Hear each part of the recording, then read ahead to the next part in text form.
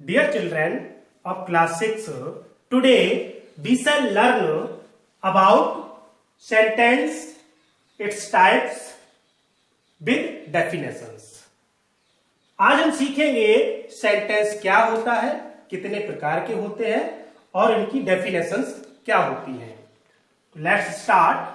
A sentence is a group of words that makes complete sense.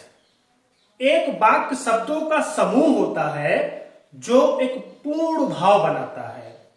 तो कहने का मतलब है कि शब्दों का एक ऐसा समूह जो एक पूर्ण भाव को स्पष्ट करे, पूर्ण भाव को व्यक्त करे, उसे हम क्या कहते हैं? Sentence. For example, Rohan is going to Agra. Rohan Agra जा रहा है. Second, we have won the match. हमने मुकाबला जीत लिया है. अब यहां पे आपको एक चीज ध्यान रखनी है कि आपका सेंटेंस जब भी सही होगा जब सेंटेंस में यूज किए गए वर्ड्स का जो क्रम है, जो ऑर्डर है, वो राइट ऑर्डर में होना चाहिए, यानी कि सही क्रम में होना चाहिए. ऐसा नहीं कि कोई सा भी वर्ड आप कहीं पर भी रख दे सेंटेंस हो जाएगा, ऐसा नहीं है. आपको उनको सही ऑर्डर में पुट करना है, सही ऑर्डर में रखना है. जैसे हमने दो एग्जांपल आपके सामने दिए हुए हैं. Rohan is going to Agra, तो सबसे पहले हमने सब्जेक्ट लिया, फिर हमने हेल्पिंग वर्ब ली, उसके बाद हमने मैन वर्ब ली, उसके बाद हमने ऑब्जेक्ट लिया. तो ये प्रेजेंट कंटिन्यूअस का टेंस है. तो जब हमने इन्हें सही ऑर्डर में पुट किया है तो इसका अर्थ सीधा निकला और सही निकला. अगर हमने इनमें एक भी वर्ड का क्रम जो ऑर्डर है उससे थोड़ा आगे पीछे किया होता तो ये पूरा सेंटेंस हमारा गलत हो जाएगा और डेफिनेशन भी फिर हमारी सही नहीं रहेगी. फिर आपको कहोगे सर ने तो ये बोला था कि a group of words that makes a complete sense. तो आपको ध्यान रखना है कि वर्ड्स को सही ऑर्डर में रखना है. अब यहां पर सम इंपॉर्टेंट पॉइंट्स, कुछ महत्वपूर्ण बिंदु हैं जो आपको ध्यान भी रखने हैं और याद भी रखने हैं, जिससे आप कभी आगे गलती ना करें. A sentence has a verb. एक सेंटेंस में एक क्रिया का होना बहुत जरूरी है, क्योंकि बिना वर्ब के सेंटेंस नहीं बन सकता है. बिसाइड्स, अ सेंटेंस में also have a subject and object और अ कॉम्प्लीमेंट. बिसाइड्स सेंटेंस, एक वर्ब के सिवा, एक वर्ब के अलावा, एक वर्ब के अतिरिक्त, ए सेंटेंस में आल्सो हैव अ सब्जेक्ट, एक वाक्य में कर्ता, कर्म अथवा कॉम्प्लीमेंट, पूरक हो सकता है. यानी कि किसी भी सेंटेंस में वर्ब तो होगी ही, उस वर्ब के साथ सब्जेक्ट हो सकता है, ऑब्जेक्ट हो सकता है या कॉम्प्लीमेंट हो सकता है. आप समझ गए होंगे. आपका सेकेंड पॉइंट है a sentence begins with a capital letter. जब सेंटेंस हम लिखना शुरू करते हैं तो उसका पहला लेटर कैपिटल होता है. यह नियम आपको पहले से भी पढ़ाया जा रहा है, आप पढ़ भी चुके हैं.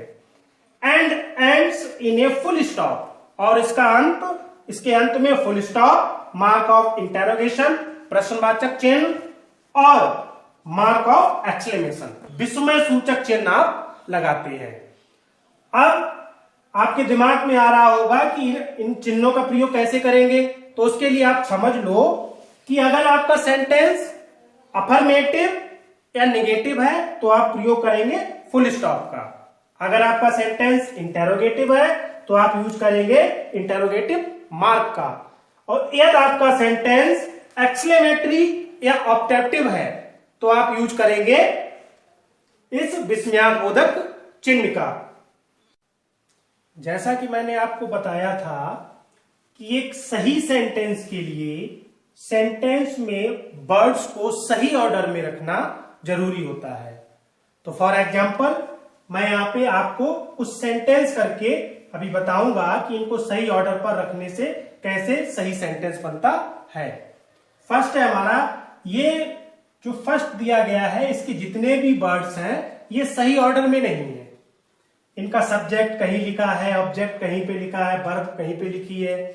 तो अगर पढ़ते हैं इसे हम, the song is singing a girl, तो ये सारे हमारे जितने भी वर्ड्स हैं वो एक गलत ऑर्डर में लिखे गए हैं, तो इसका कोई अर्थ नहीं निकल सकता है और ना ही इसे हम बोल सकते हैं कि ये सेंटेंस है।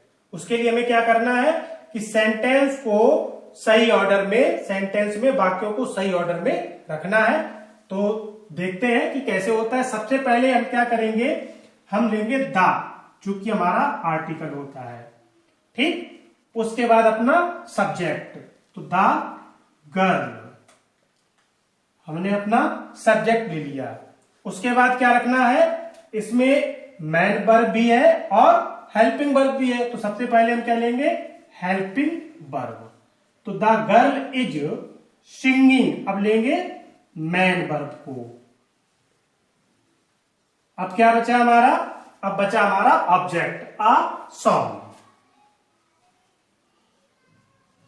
और हमने आपको बताया था जब सेंटेंस हमारा अफर्मेटिव या नेगेटिव होता है तो लास्ट में क्या करते हैं, फुल स्टॉप लगा देते हैं। अब ये हमारा सेंटेंस सही बन गया है, पढ़ के देखो, the girl is singing a song, और अर्थ भी सीधा आ रहा है, लड़की एक गीत गा रही है। सेकेंड है आपका, the watching is television child, कोई भी इसका अर्थ नहीं है और ना ही शब्दों को सही क्रम में रखा गया है।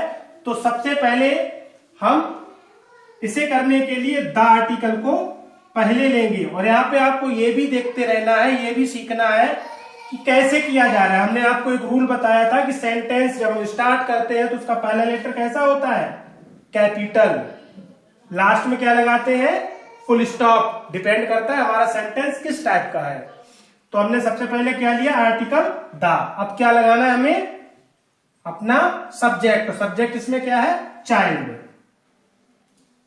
The child. ये प्रेजेंट कंटिन्यूअस का टेंस है तो इसकी हेल्पिंग वर्ब कौन सी है, इज, द चाइल्ड इज। अब क्या लगानी है, मैन वर्ब, वॉचिंग, बच्चा क्या देख रहा है, टेलीविजन।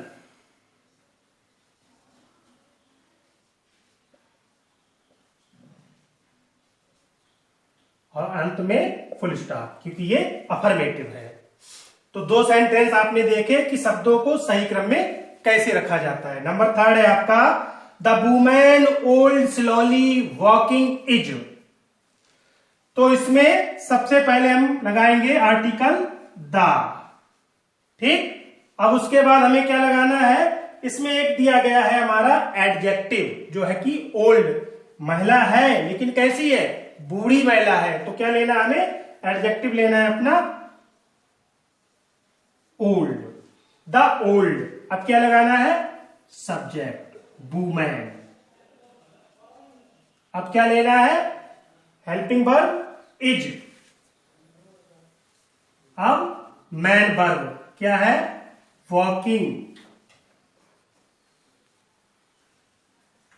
अब स्लोली, SLOWL बाई अंत में फुल स्टॉप। नंबर 4 लिखा है, अ पेंटेड द पिक्चर पेंटर। तो इसमें भी हमें सबसे पहले लेना है आर्टिकल द, उसके बाद अपना सब्जेक्ट पेंटर। अब ये पास्ट के इंडेफिनिट का है तो इसमें कोई भी हेल्पिंग वर्ब नहीं है, तो हमें लगानी है मैन वर्ब, जो कि है पेंटेड।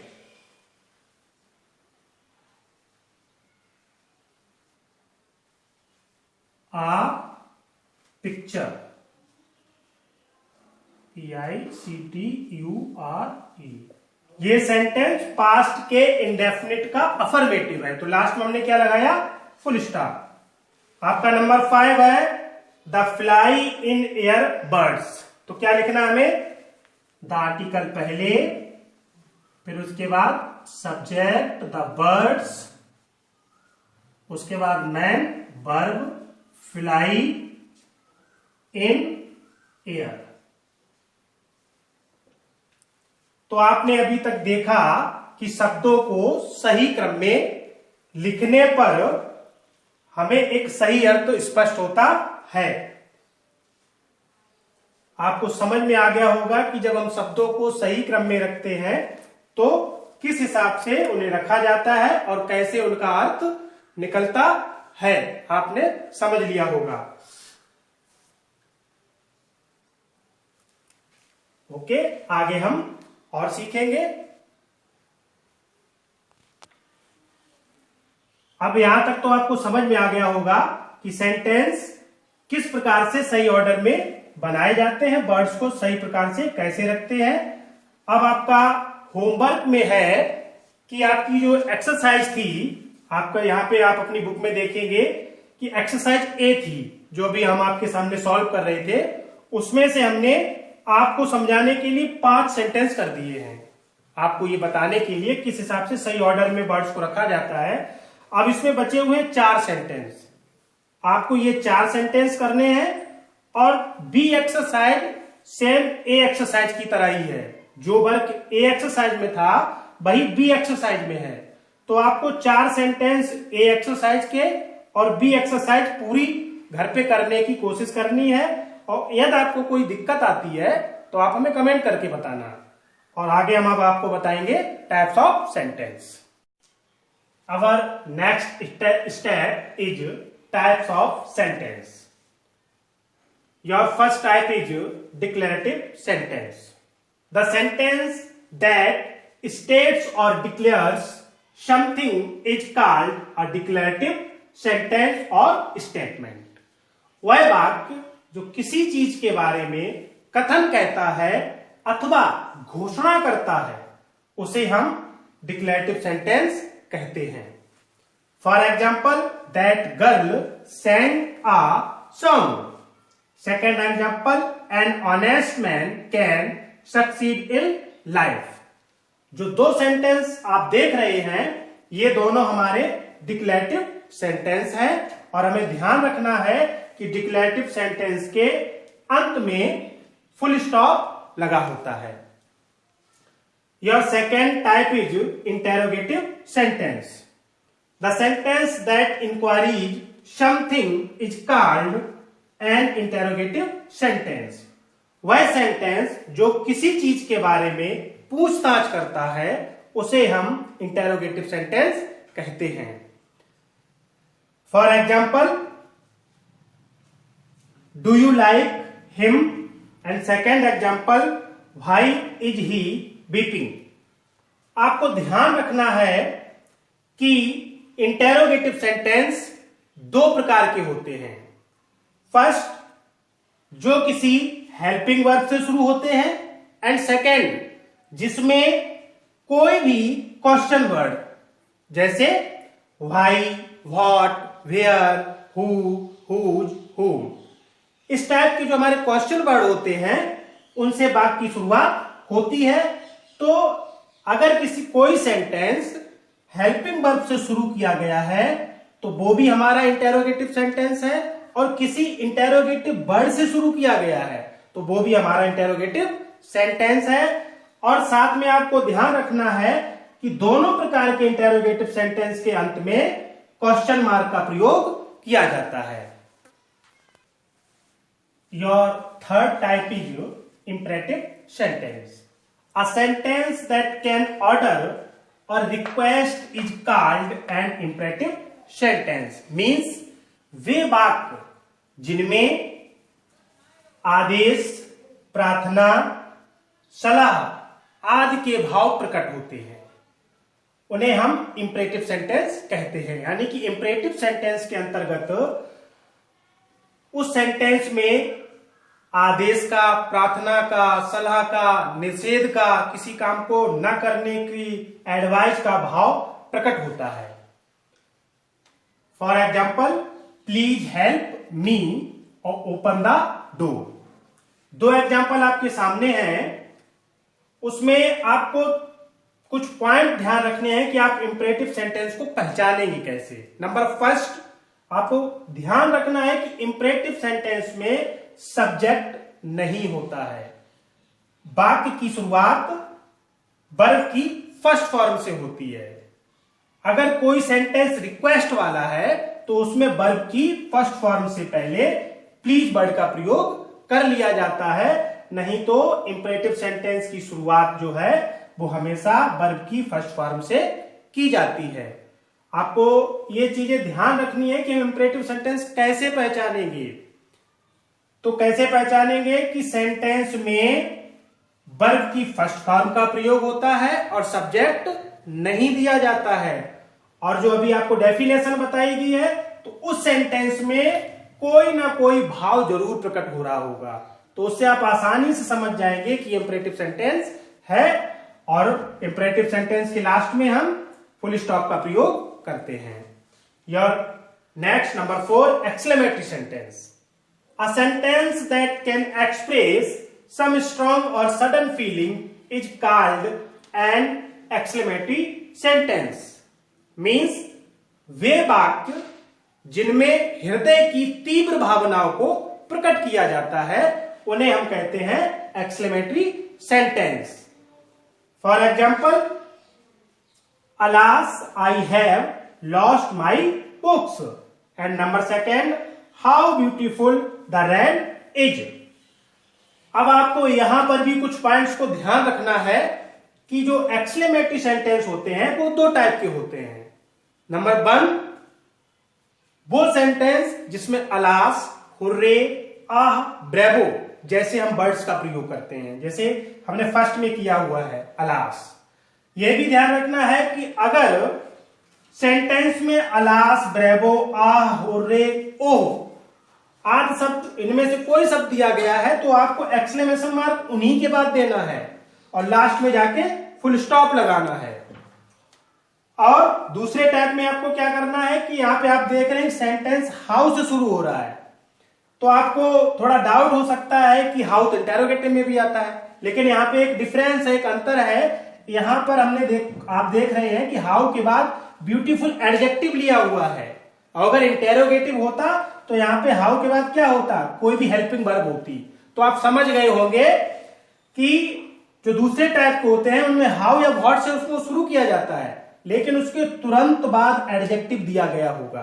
तो आप समझ जाएंगे कि ये एक्सक्लेमेटरी सेंटेंस है। और एक चीज और ध्यान रखनी है, एक्सक्लेमेशन मार्क लास्ट में लगाया जाएगा। यहां पर भी आपको एक चीज क्लियर करनी है, जैसे कि हमने बताया था कि अलास, ब्रेवो, हुर्रे आदि वर्ड्स दिए हैं तो उनके तुरंत बाद लगाया जाता है, और इस टाइप के सेंटेंस में लास्ट में लगाया जाता है। तो आपको अब ये पहचानने में दिक्कत नहीं होगी कि सेंटेंस किस प्रकार के होते हैं और कैसे उनको पहचाना जाता है। यहां पर मैंने कुछ एग्जांपल्स दिए हैं, उनके द्वारा हम सीखेंगे कि सेंटेंस को कैसे पहचाना जाता है। जैसे फर्स्ट है आपका कम हियर। यहां पे आप देख रहे हैं कि सेंटेंस जो स्टार्ट हुआ है वो वर्ब की फर्स्ट फॉर्म से हुआ है। तो मैंने आपको बताया था जब कोई सेंटेंस वर्ब की फर्स्ट फॉर्म से आरंभ होता है और उसमें सब्जेक्ट ना दिया गया हो तो उसे हम क्या कहते हैं, इंपरेटिव सेंटेंस। और इसमें जब इसका हम अर्थ निकालेंगे तो क्या हो रहा है, कम हियर, यहां आओ। तो इससे एकदम क्लियर हो गया कि हमारा इंपरेटिव सेंटेंस है।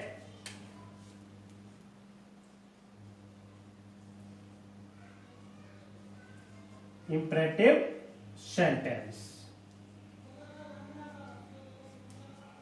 नंबर 2 है आपका what do you want.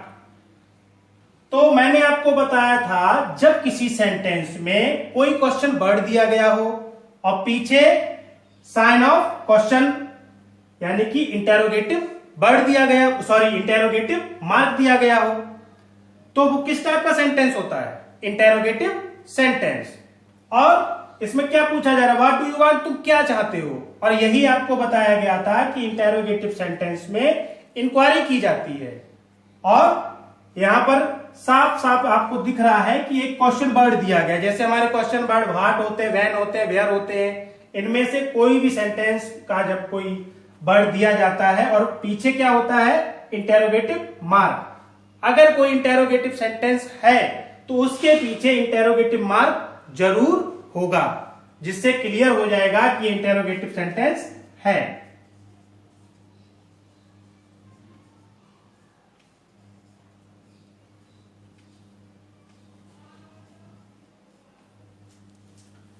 Number third, she is doing her work. ये एक डिक्लेरेटिव टाइप सेंटेंस है। वो कैसे पहचाना जाएगा? यहां पर subject, helping verb, main verb और ऑब्जेक्ट दिया गया है। और जिस सेंटेंस में किसी कथन को प्रस्तुत किया जाता है या प्रकट किया जाता है उसे हम कहते हैं डिक्लेरेटिव सेंटेंस। तो ये है हमारा डिक्लेरेटिव सेंटेंस।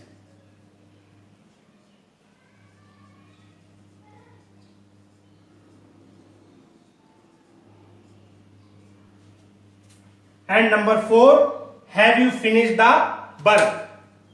आपको बताया गया था कि अगर किसी सेंटेंस में कोई भी सेंटेंस हेल्पिंग वर्ब से आरंभ हो और उसके लास्ट में इंटेरोगेटिव मार्क दिया गया हो तो वो होता है हमारा इंटेरोगेटिव सेंटेंस। हमने आपको बताया था इंटेरोगेटिव सेंटेंस दो टाइप के होते हैं, फर्स्ट टाइप और सेकेंड टाइप। एक टाइप में जो हमने नंबर 2 एग्जाम्पल में दिया गया है क्वेश्चन वर्ड दिया गया होता है, और दूसरे टाइप में सेंटेंस की शुरुआत जो होती है वो किसी न किसी हेल्पिंग वर्ब से होती है और पीछे इंटेरोगेटिव मार्क लगा होता है।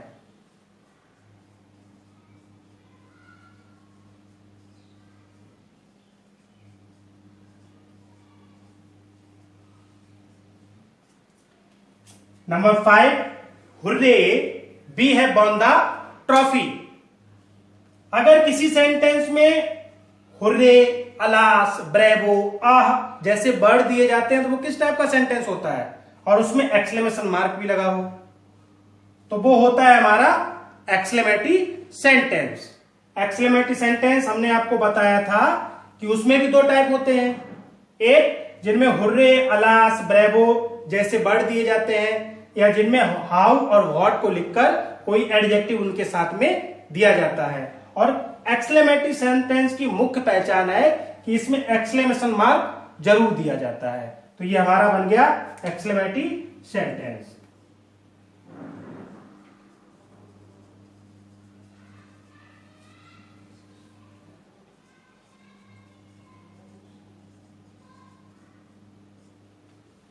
तो अब आपको समझ में आ गया होगा कि सेंटेंस को हमें कैसे पहचान करनी है। हमने आपको सारे रूल्स और विधि के साथ ये समझा दिया है कि हमें सेंटेंस को कैसे पहचानना है। अब आपका होमवर्क है, आपकी ये जो नंबर ए एक्सरसाइज है इसे आपको करना है। पूरे सेंटेंस इसमें 9 है और इसी टाइप की एक एक्सरसाइज और है नंबर सी वाली, इसको भी आपको करना है। और ये तो उस टाइप, तो आपको हम ये क्लियर कर दे, ए और सी दोनों एक टाइप की एक्सरसाइज है जैसे हमने अभी आपको करके दिखाई। और आपको ये बी एक्सरसाइज है, ये भी आपको करनी है। और नंबर लास्ट में है डी। आप इन चारों एक्सरसाइज को करके देखेंगे। अगर आपको किसी भी प्रकार की कोई भी प्रॉब्लम आती है, अगर नई बात समझ में आ रहा है या दिक्कत आ रही है तो you can write me in comment box. Okay.